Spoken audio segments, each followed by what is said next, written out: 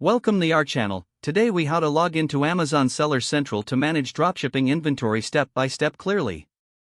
Open your web browser. Go to the Amazon Seller Central website. In the top right corner, click on the Sign In button.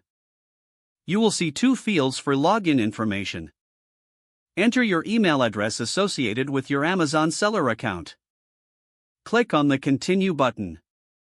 Now, input your password in the provided field. If you want to stay signed in, check the box next to Keep Me Signed In. Once you have entered your password, click the Sign In button. If prompted, complete any additional security verification steps, such as entering a one-time code. After successfully logging in, you will be directed to your Seller Central dashboard.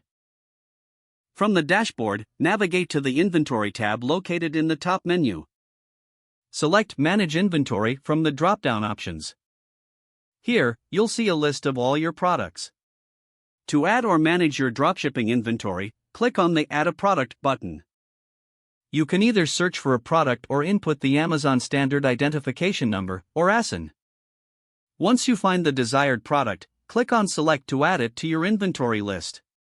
For dropshipping, ensure that you comply with Amazon's policies by selecting the appropriate fulfillment method.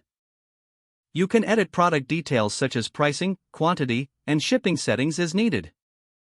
Finally, review any changes made and confirm by clicking the Save button.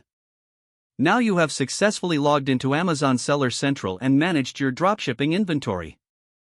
You are ready to begin handling orders and tracking your sales. If the page does not load, refresh the browser or try again in a private or incognito window. Make sure you are using the correct email address, then retype it carefully to avoid small typos. If your password is not accepted, use the reset option and create a new strong password you can remember. Check your spam folder for verification or security emails, then complete any requested confirmation steps. Enable two-factor authentication if available to improve account security and reduce unauthorized access risk. After signing in, review your profile details so your contact information and settings are accurate and current. If you see an error message, note it down and try again after restarting your device and internet connection. Don't forget to like this video and subscribe to our channel for more step-by-step tech guides.